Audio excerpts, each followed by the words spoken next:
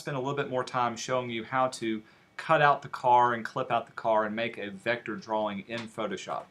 Photoshop, remember, this is rasterized, pixel-based editing software. But you can do some vectorization and work with vectors in Photoshop. The thing to remember is it's got to eventually convert those lines, those mathematical points into pixels somehow. And so dealing with that, you kind of have to think a little bit differently with it. But this is the ugly design that we're moving towards the end. Most people could finish it up within about 2 or 3 classes, so I'm going to give us about 3 classes to work on. If we make a new document, let me show you a few things about changing the size of our document. Let's say you start off with a small size. We'll do, say, 8 by 10. We'll keep the resolution small for here. Say OK. And you placed an image inside of it. Now the images that you're going to download, let's see, I think I got it. There we are. There's one of like little parts of a hot rod, and there's the whole hot rod itself. And if I place this into here, and the image happens to be too small, or in this case, I'm going to make it too big. There's a couple of things that you can do. Now you can resize the image itself. I'm going to pull my layers out so you can see, pay attention to what layer that I'm on. I'm on the hot rod layer, and if I need to change up the size of my image, I can always go to Image, down to Image Size, and this will allow me to adjust the entire size of everything that's on here. In this case, so if I was to bump this up to, let's do 11 by 13, whatever. Notice that all of these were scaling proportionally. That's because it's not resampling, it's actually changing the size and dynamics of the pixels. But when I say OK, looks exactly the same, but check out my rulers. You see now it's no longer 8 by 10, it's actually 11 inches by 13 whatever. Let's do this again. In this case, I won't I'll resample it, and this will change the height and resolution. I could link or unlink these. Usually you want to keep those linked up. But if I made it larger, let's make it 15 by whatever, but kept the resolution the same, this should show me something a little bit different. There we go. Now you can actually see it getting larger and bigger. Doing the image size transformation is going to change the size of everything that's in your document. Sometimes, however, you just need a bigger work area. You need a bigger artboard or a bigger canvas. And in this case, this is where you change your canvas size. I don't want to change the size of any of my pictures. I just want to make it larger so I can fit my picture onto here. Here's the thing to remember about working with this one. Of course, you can change your image size itself. So if I wanted the width to be 11 and the height to be 17, I can change the height and width from there. Pay attention to the anchor point or the relative position that it's going to be from. This is going to change the height and width based on the center point. If I just want it to be taller from the bottom, pull the bottom down, let the bottom be a lot larger, I'd want to change my reference point to here at the top, and the arrows kind of give you an idea of how it's going to change. Now it's going to push everything down. If I say OK, you can see now it kept that at the top and made the bottom a little bit larger. Does that make sense? My image stayed exactly the same size. I just got a lot more artboard to be able to work with. Remember, in Photoshop, you can only work one artboard at a time. The other thing to pay attention to is whether you have relative turned on or not. Relative simply means, in this case, you're typing in how much more you want to add on or delete from it. If I was to say, type in 2 now, it's not going to be a 2 by 2 board. It's going to add 2 inches to the height and width from what I'm working at. Now I got a little extra size. You can contract it in. If you type in, say, -5, relative to that, it's going to shrink in all of the edges by 5 inches. And that will resize it that way. Make sense? Okay, that's one way of doing it. The quickest way, and the way I tend to do it, is to use my crop tool. We did this in the last one with your crop tool. Especially if you uncheck delete pixels, you can click and resize automatically, and it'll actually give you a little preview of the actual size that you need. When you hit the checkbox, it'll resize your board and give you this. Downside with the crop tool is it's going to give you transparency if you start getting a lot bigger, and you'll need to redo that size. Okay, so that's working with resizing your document and changing up the different sizes for your images that you're working on. Here's the fun part, working with the vector tools. If you look in your toolbox, all of your vector-based tools are located towards the bottom middle portion. Your type tool, remember, type is actually a vector form or a vector object, and so that's grouped in here as well. Notice that you got a pen tool, and these pen tools work almost exactly the same as in Illustrator. So what you're used to using in Illustrator can also be done here, with a few exceptions. You also have some pre-made shapes, and I'll show you these, and some vector selection tools. These are important to remember because the path and direct selection tool is different from the regular move tool that's up here. So often students want to select a path or edit a path and they'll use the move tool, and it's not going to give them the objects or the advantage that they need. Tell you what, let's make a new document, get a fresh page to work with. So in this case, I'll zoom in. We'll see what we're working with. Let's use a regular rectangle tool. With rectangle selected, simply a matter of clicking and dragging, and I can create a basic rectangle. Notice what happened when I did this. In my layers, the rectangle has its own layer by itself. It automatically created one. Also, my properties palette opened up, and since I'm using what's called a live shape, a regular pre-made shape, I get a couple of options that I can change it up. Things like changing the color of it is found right here, or also the stroke color can be found right here. Let's keep the stroke out. Stroke options like do you want it to be dashed or dotted, size of it, all these different things. You can even round the corners. If I was to check this off and increase the size of it, you can see automatically it'll change up the radius of those corners as well. All of the options that are found over here can also be found at the top. As long as you have a vector tool selected or an object selected, what's up here and what's in your properties panel should be about the same. Now this is if you're working with a regular shape tool. Photoshop comes in 3 different flavors though, and this is the second most important thing to remember. Pay attention to what mode you're working in at the top left-hand corner. If I click and hold, I've got shape, path, and pixels. Shape is the default, usually the first one selected, and so when I click and drag, it creates whatever shape that I need it to be. Same way with working with the ellipse as well. And I can change it up. If I work, whoops, hit cancel. If I swap over to path, however, not pixels, path, we'll move out of the way down to a fresh area, and click and drag, I get a vector path, but I don't get the ability to change the color of it. Even though my properties are open, there's nothing I can do to click on these. I'm clicking on it and nothing's happening. It doesn't even create its own layer on here. All these ellipses and everything else are inside of a different layer. Instead, I need to open up my Paths palette, and that's one that's usually nested along with your layers.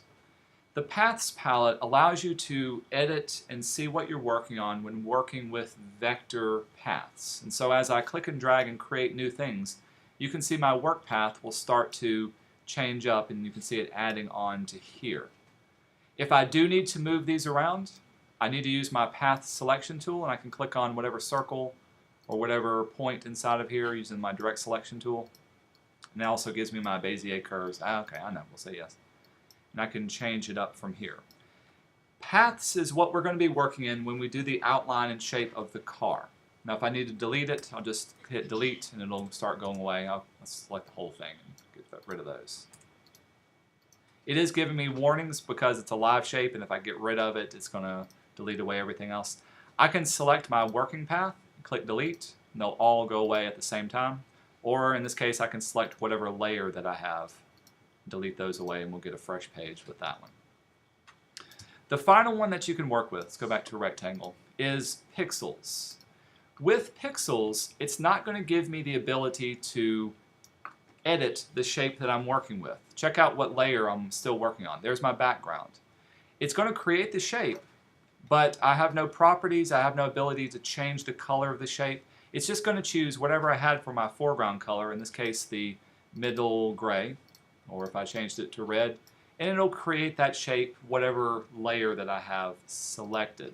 If I make a new layer, try to draw off another thing, it'll just fill it in solid with pixels that way. If I use my selection tools, I can't even select it, can't do anything with it. I can use my move tool and move this one around. I know. Let's use that layer. and move that one around simply because it's on its own layer. All cool? That's the basics of it. Let's get a little bit more advanced with it. Let's delete away what we have. You do have some other kind of pre-made vector shapes. If you got your polygon, pay attention to the number of sides that you have on here. If you need it to be just a 3-sided or a 5-sided polygon, that's where you would change it up there. Let's go back to our shape mode. And you also have some custom defined shapes. With custom defined shapes, you choose your shape up here at the top. These are some pre-made, predefined ones, or you can make your own and save them up there. I don't think we'll have to do that for any of these projects, but if you needed, say, a spade, there's a quick way of drawing off a spade and working with that. Go away. Okay. What's up? I assume those shapes are public domain. They are, yes. They come with Photoshop. Anybody can use them. You can maybe find some websites where you can download and create your own. You can actually make them in Illustrator, copy them, paste them in here, and load up your own from there. A little bit more advanced kind of thing than what we're going to do with. Working with the pen tool, however, works almost exactly the same as in Illustrator. You click and drag, you get your Bezier curves. I'm working in path mode, so you can see it's not filling it in. And I got my working path created right here. If I need to delete away, we'll go from here. The other kind of pen tool that you can do, you have your freeform pen tool. This one allows you to just click and drag. I had magnetic turned on. Let me turn this off for now. Click and drag, and you can freeform draw. And it will create the shape that you need. The book is going to show you working with the magnetic selection. Magnetic selection requires you to have an image, so let's see if I can get my hot rod back up in here. There we go. Just like with the magnetic lasso, I showed you that it looks for differences in the edges that you're trying to select. It's going, if I was trying to quickly select that one, I can see the difference between the light pixels and the dark pixels. The magnetic freeform tool, if that was selected, works the same way. I can click on it and easily drag all the way around it, and it will easily outline the car that we're working in. I'm going to show you how to do the whole thing. One last thing I do need to get into before we jump into this is understanding what mode that you're working in whenever you're working either with shapes or with paths. I'm going to use shape in this case. Let's make a rectangle. By default, pay attention to this icon. By default, it's going to create a new layer whenever you make a new shape. So if I was to click and drag again, I've got a new layer that's created and selected. If I ever want to add on or I want to modify the shape that I'm working with, I can choose either combine or subtract or intersect. If I did combine shapes, pay attention to the layer that I'm still working on. Click and drag. This case, it doesn't make a new layer. It's going to combine with the two layers that I already have here. And as long as I keep clicking and dragging, I can add on to it. If I deselect it, you can see it looks like one solid shape.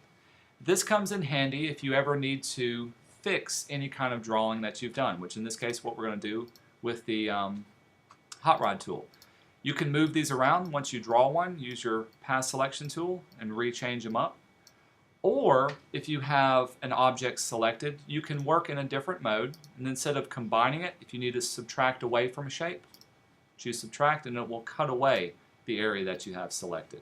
Again, you can move it around and re-change it up. If I needed to get rid of all of these, I want to treat this one layer as just one solid shape by itself. This is where your merge comes in to play. Choosing merge shape components, we'll look at all of them, we'll say yes, and it will get rid of the inside components and it will keep the outer edges from what you're working with. Does that make sense?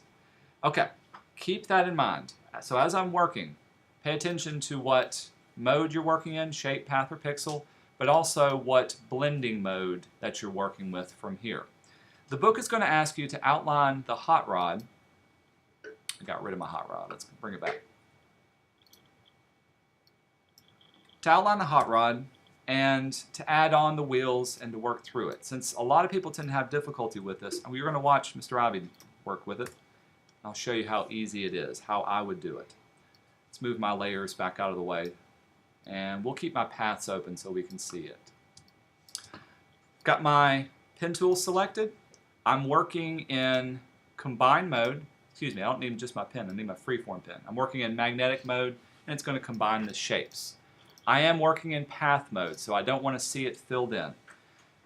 Zoom in until you can see the details well enough. And I usually do a starting point over here on the left-hand side. With the magnetic selection tool, pen tool, click once, and I'm not holding down my mouse. All I did was click to start. And as I drag, you can see it'll follow the shape, and it's automatically adding some anchor points for me. If you reach a corner, click again. What I get into a habit of doing is every so often just automatically clicking on my own. Click, click, click, whether it needs it or not. Now if you do reach the edge here, here's a good keyboard shortcut to remember. Hit your space bar, you get your little hand, and you can click and drag it up back out of the way. When you let go of your space bar, it goes back to the tool that you're working with. Aha! Notice what's happening? It's noticing, that it jumped to that edge. It had a lot more contrast between that one than the path I was on. If this happens and there's no way of undoing it, just keep it the way it is. I'll click right here, start an anchor point, excuse me, and we'll keep on moving. Later on, we'll come back and we'll actually fix any mistakes that you have. I'm intentionally leaving off the wheels. Notice that, aha, made another mistake. That's totally cool. Just keep going. Every so often, if you can back up, couldn't go back too far, but every so often hit a couple of points. And usually it won't jump around. Again, I'm hitting my space bar to move it. I'm not looking for perfection. Everybody's won't look exactly the same. Yours may be off by just a bit. Totally okay. But once you get a little more confidence, you can actually go pretty quick with this.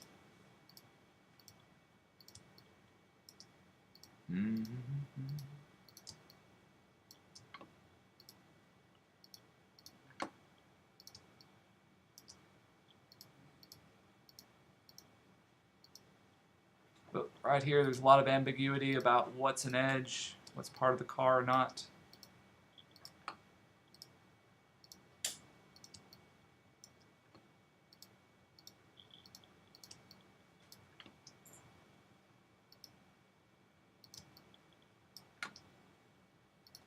Every couple of inches, I'm just clicking.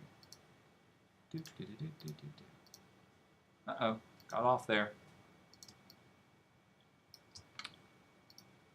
I love how there's just a random dude staring at the camera. Have to cut him out. Oh, can't back up. Try not to go too quick if you can. But notice that I just backed up until it can get me on path.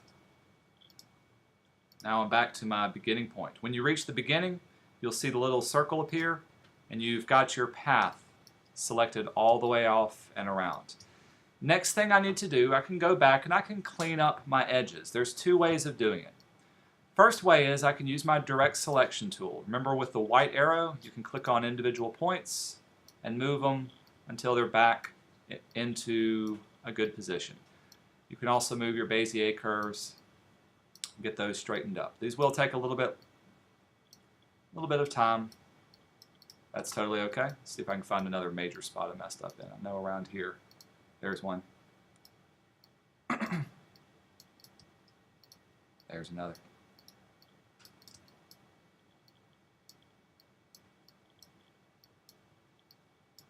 Down here, there it is.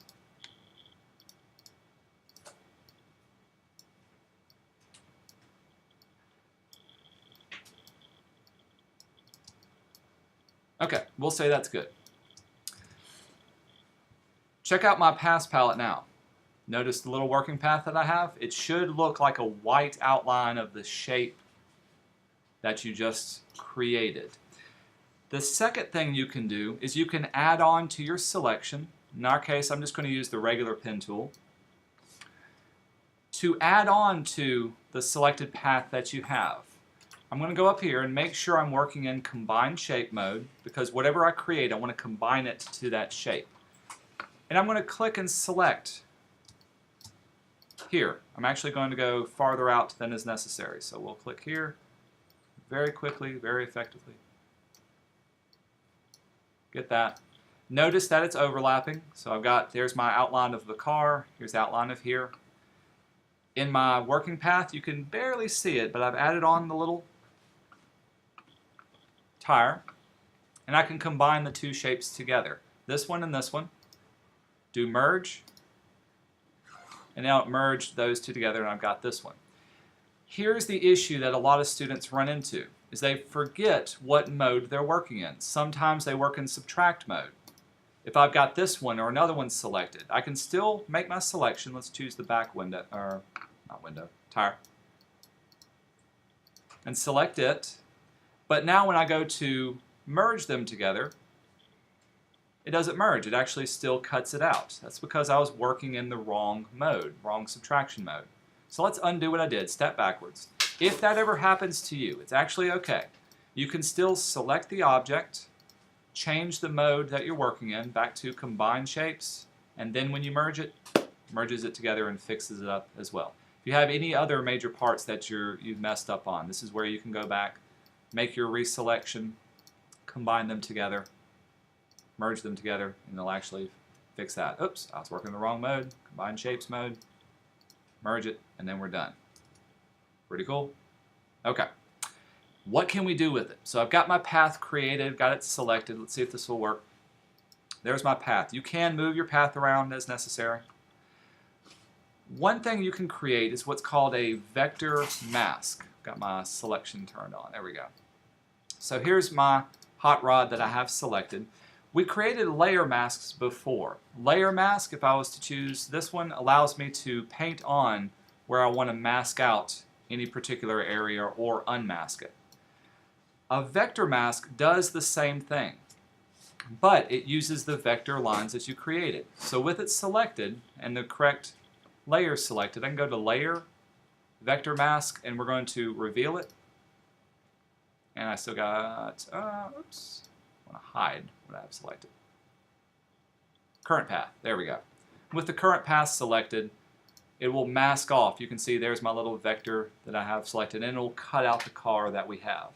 Even though it's still a vector, I could use my selection tools. I can move it around and readjust the mask, and I can hide or unhide different areas working with this. Cool? Okay, that's the major part that I want everybody to at least try to get to today. Shaping out the car, making the entire selection, and saving it from that. After that, it's going to get into making clipping masks and doing some different layer and filter effects within Photoshop. I think everybody can at least reach this part if you haven't already by the end of class today. All right, turn your computers back over to y'all and let y'all get started.